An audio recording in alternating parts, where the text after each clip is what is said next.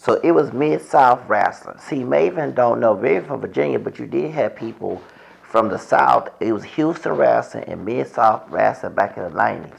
And back in the 80s. Well, I grew up in the 80s, I'm born 79. So, and I know that Maven will be 50 in the next couple of months in November. He just turned 49 2 months ago. But anyway, happy belated birthday.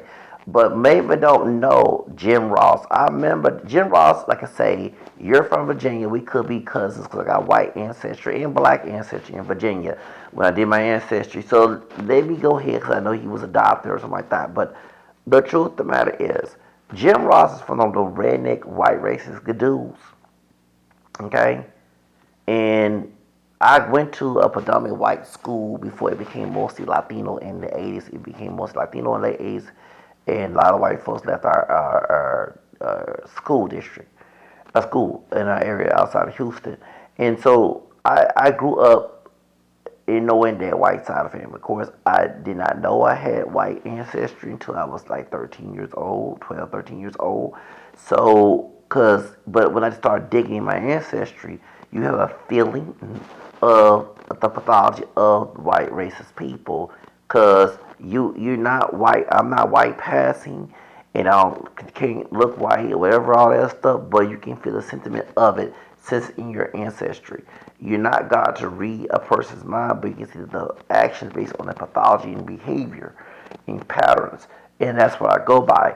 And Jim Ross is one of those redneck white dudes who would use the N word, okay? Who probably defend Jim Crow. There's some old southern redneck dudes.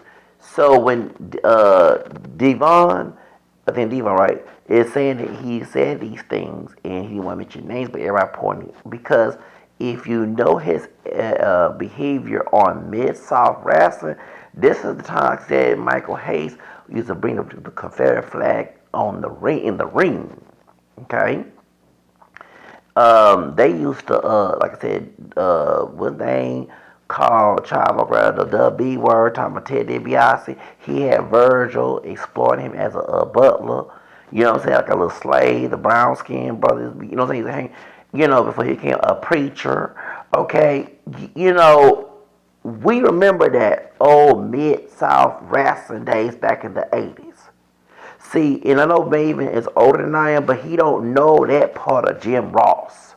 So when we see Jim Ross on WWE, WWF at the time, we already knew what type of person he was. I knew. Okay, I got more to say.